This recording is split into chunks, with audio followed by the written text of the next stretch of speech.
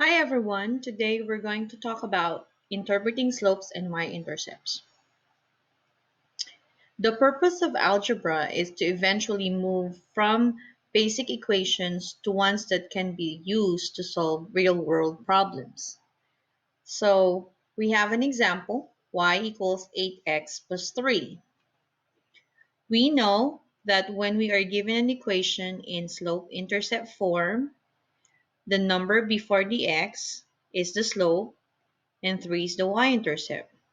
Now, how can we move this equation to solve real-world problems? We can translate it to an equation where t is the total cost, and 8 is the hourly charge, and 3 will be the fuel charge.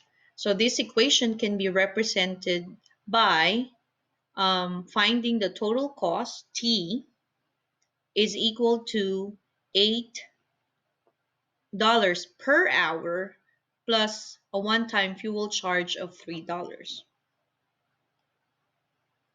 Two essential questions.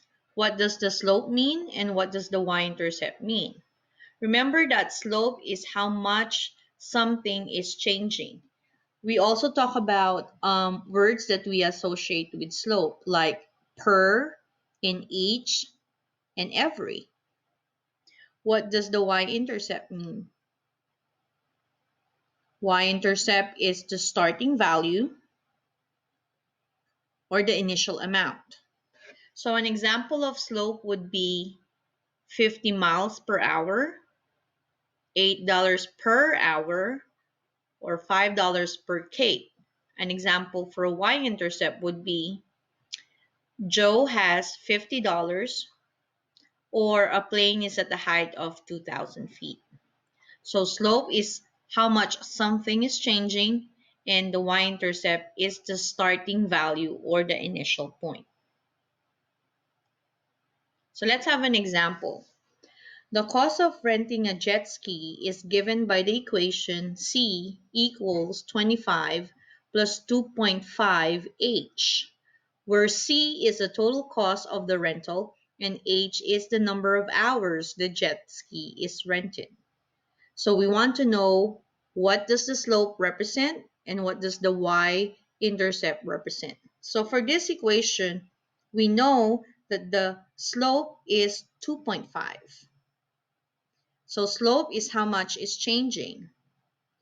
So the slope 2.5 is the cost or the hourly cost for renting the jet ski.